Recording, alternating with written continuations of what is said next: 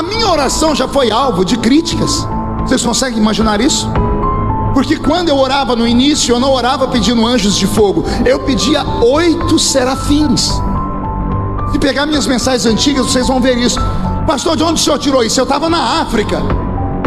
Eu fui para a África como um menino. Me convidaram para pregar. Eu não entendia nada de batalha espiritual. O assembleiano não se mete com essas coisas. E eu fui apenas para mais uma cruzada. Quando eu cheguei no aeroporto de Angola, isso há 28 anos atrás, quando eu estava na fila da imigração, um homem aqui atrás de mim, um africano de quase 2 metros de altura, terno, gravata, pastinha de executivo, era um executivo do país. Eu estou na frente para ser atendido, ele bateu no meu ombro. Quando eu olhei para trás, o homem tinha aparência de homem, mas os olhos dele não tinham olhos, eram 2 bolas brancas.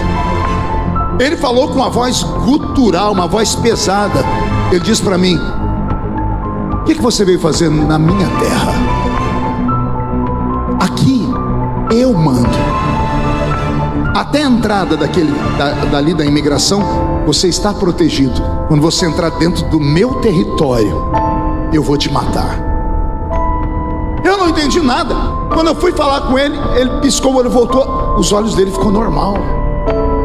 Eu não estava falando com um homem, era uma entidade. Mas eu nunca estudei sobre isso. Eu pisei dentro do país, atravessei a imigração. A irmã Ceci, uma empresária portuguesa que foi quem me levou, ela me tirou dali. Eu dentro do carro comecei a passar mal, fui para o apartamento dela, me tranquei no quarto. Um espírito de loucura tomou conta da minha mente. Eu bati a cabeça na parede. Eu fiquei 4 dias sem comer. Eu ia dormir e sentia gente dormindo do meu lado. Ela foi enchendo o apartamento dela de gente de oração que conhecia esse mundo. Eu não conhecia esse mundo. Eu não estava preparado para isso. No 4º dia, quando eu já estava desfalecendo, onde eu já via, eu comecei a ver coisas dentro do quarto.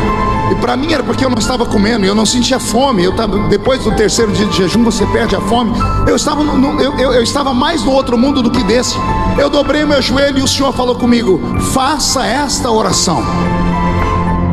E o Senhor falou no meu ouvido: 8 serafins. O Senhor disse: olha os 4 cantos do quarto. Eu olhei e disse: peça para que eu coloque 2 em cada canto desse quarto. E quando eu falei: Senhor, mande 8 serafins, 2 naquele canto, 2 nesse, 2 nesse e 2 nesse. Quando eu terminei de fazer isso, explodiu algo dentro do quarto, um barulho que quase tremeu o apartamento. O quarto foi tomado por uma fumaça, mas era uma fumaça fedida. Depois eu descobri o tal do enxofre. Eu fiquei todo arrepiado, consegui levantar, botei a mão na maçaneta da porta. Quando eu abri, os irmãos estavam na porta olhando. O que foi que aconteceu? Eu disse: está cheio de fumaça. Uma irmã entrou orando em línguas e disse: o diabo foi embora, o Senhor te fortaleceu.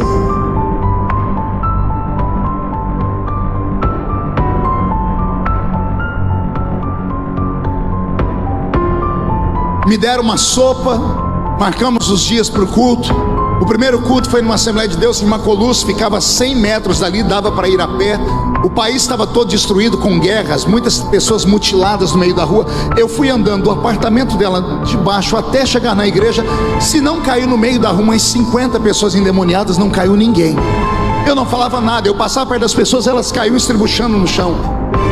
Eu comecei a perceber que existe de fato armas espirituais, existe de fato profundezas espirituais que nós não conhecemos. Não conhecemos porque temos medo de entrar nas águas, temos medo daquilo que nós não conhecemos. E eu fui me envolvendo com Deus.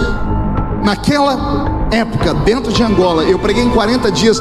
Foi a primeira vez que eu vi milagres acontecerem, ossos nascerem onde não tinham, pessoas serem curadas de forma miraculosa. Eu voltei para o Brasil com uma outra visão. Fui sentar com os meus pais, eles disseram: calma, cuidado para não ficar fanático.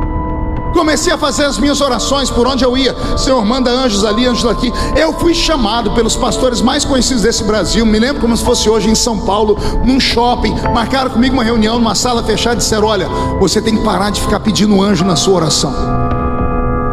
E eu falei: por quê? Porque os anjos que você está pedindo são anjos que ficam apenas diante do trono de Deus, que são serafins. Eles não descem à terra, são anjos disso ou daquilo. E me deram uma sistemática teológica.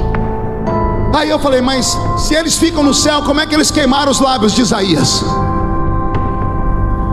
Está escrito que Isaías, no ano em que morreu o rei Uzias, eu vi o Senhor assentado no alto e sublime trono.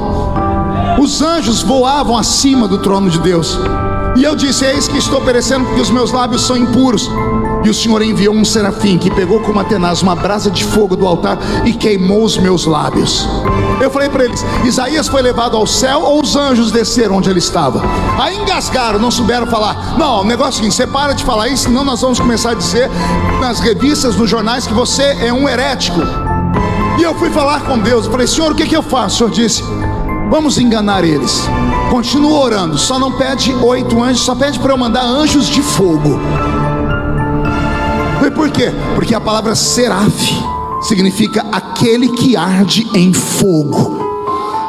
Ela é o prefixo da palavra serafim, ou seja, aquele que arde em fogo e é grande como um gigante. Eu continuo fazendo os mesmos pedidos, só que ninguém nunca mais me incomodou. Por quê? Porque são pessoas que acham que conhecem, mas não conhecem. O pior tipo de crente é aquele que, quando vê você falar em línguas, bater o pé no chão e diz: ó, quieta, que isso aí é coisa de menino. Se as pessoas soubessem o que acontece com um crente que leva ele para esse nível, quando ele praticamente é possuído e ele perde o controle sobre os seus membros, sobre a perna e braço, não é que ele não sabe o que está acontecendo.